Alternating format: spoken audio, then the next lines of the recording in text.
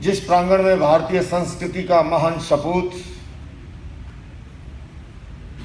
स्वामी विवेकानंद की प्रतिमा एक संदेश दे रही है,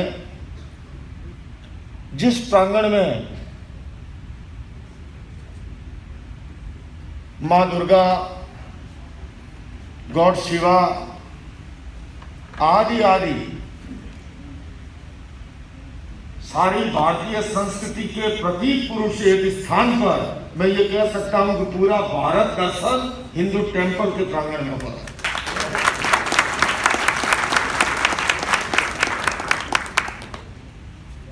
मैं भी जब प्रेसिडेंट मालवा बोल रहे थे फंड राइजिंग के कार्यक्रम में एक फकीर को खड़ा किया, ये बड़े आश्चर्य की बात है।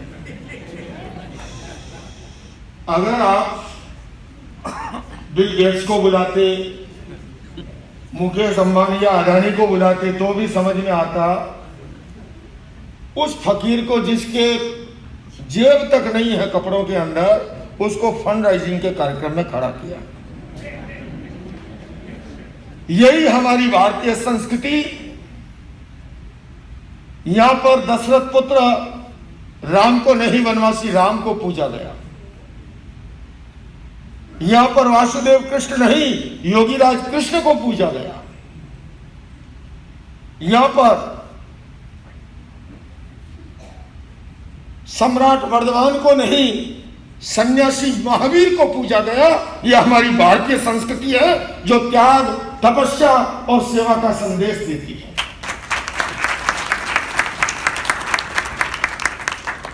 और मुझे लगता है कि जाने अनजाने इस बहाने, हालांकि मुझे consulate general of India Chicago की भाई नेताजी का संवाद जब मैं भारत में था तभी प्राप्त हुआ कि सीजीआई और हिंदू टेंपल मिलकर के कार्यक्रम करना चाहते हैं। और तब से ही मेरे मन में उत्सुकता थी, किंतु मुझे लगता है ये भी अपने आप में अद्भुत संयोग है। और ये संयोग हमारी भारतीय संस्कृति के तमाम ग्रंथों में, आप उपनिषद को पढ़िए, वहां पर पुरुषार्थ चतुष्टय की कल्पना की गई। अर्थ, काम, धर्म और मोक्ष, इन चारों की धर्म का अर्थ और काम से विरोध नहीं है। धर्म ने कभी दरिद्र रहने का संदेश नहीं दिया है। हाँ, धर्म का यह संदेश अवश्य है कि हम अपनी प्रतिभा का पूर्ण उपयोग करते हुए, पूर्ण विकास करते हुए उस अर्थ को समाज सेवा के लिए समर्पित करके एक संतुलन पैदा करें। और यही फंड राइजिंग का आज का भी संदेश है। आप भगवद गीता को यत्र योगेश्वर कृष्ण यत्र पार्थो धनुर्धर तत्र श्री विजयो भूति दुर्वा नीति मत। गीता जी का यह महान श्लोक लोकमान्य तिलक, बाल गंगाधर तिलक ने इस श्लोक का लीक से हटकर के उन्होंने टीका लिखते समय एक अर्थ किया। उन्होंने योगीराज कृष्ण को अध्यात्म का प्रतीक माना। उन्होंने अर्जुन को भौतिकता का प्रतीक मानते हुए कहा, जहां पर अध्यात्म और भौतिकता के बीच में संतुलन है वहां पर विजय है, वहां पर भूति है, वहां पर श्री है, वहां पर लक्ष्मी है। बंधुओं और बहनों, समाज में जितनी भी विकृतियां हैं उस विकृतियां का कारण है जब व्यक्ति धर्म और मोक्ष को बुला करके केवल अर्थ और काम के पीछे अंधी दौड़ लगाता है, तब समस्या उत्पन्न होती है। अपेक्षा इस बात की है, संतुलन की। हमारी 3 प्रकार की चेतना है। स्वार्थ की चेतना, परार्थ की चेतना और परमार्थ की चेतना। जब इन तीनों ही चेतनाओं के बीच में संतुलन होता है, वहां पर हेल्दी सोसाइटी का निर्माण होता है, स्वस्थ समाज की संरचना होती है। थोड़े क्लिष्ट शब्द हैं, सरल करने की कोशिश करूंगा। स्वार्थ का मतलब है एक तो अमेरिका देश यहाँ आकर के हिंदी, बंगाली, गुजराती थोड़ी सी समझ ले तो बहुत बड़ी बात है, और उसमें भी मैं अगर क्लिष्ट शब्द लाऊंगा तो हो सकता है सर के ऊपर से निकल जाएगी बात। मैं सरल कर रहा हूं। स्वार्थ का मतलब है तेरा सो तेरा, मेरा सो मेरा, तेरा सो भी मेरा, यह है स्वार्थ। परार्थ का मतलब है तेरा सो तेरा और मेरा सो मेरा। किंतु जो परमार्थ की बात है, तेरा सो तेरा, मेरा सो भी तेरा। किंतु जब स्वार्थ प्रबल होता है तब परार्थ और परमार्थ की बात सुनाई देती नहीं है। एक मित्र ने दूसरे मित्र को फोन किया कि हेलो, वो जो मैंने 5 लाख रुपए दिए थे मैं रमेश भाई को भेज रहा हूं, दे देना। वो कह रहा हेलो हेलो क्या कह रहे हो, आवाज नहीं आ रही है। उसने कहा रे अलियाज, मैंने जो 5 लाख रुपए दिए थे वो लेने के लिए भेज रहा हूं रमेश को। बोले हेलो हेलो हमको जो आवाज नहीं आती। बच्चे ऑपरेटर है तो मोबाइल में जमाना ना, तो ऑपरेटर ने कहा आवाज तो बड़ी साफ सुनाई दे रही है, वो 5 लाख रुपए मांग रहा है। बोले तेरे को सुनाई देता हो तो दे दे, मेरे को तो सुनाई दे।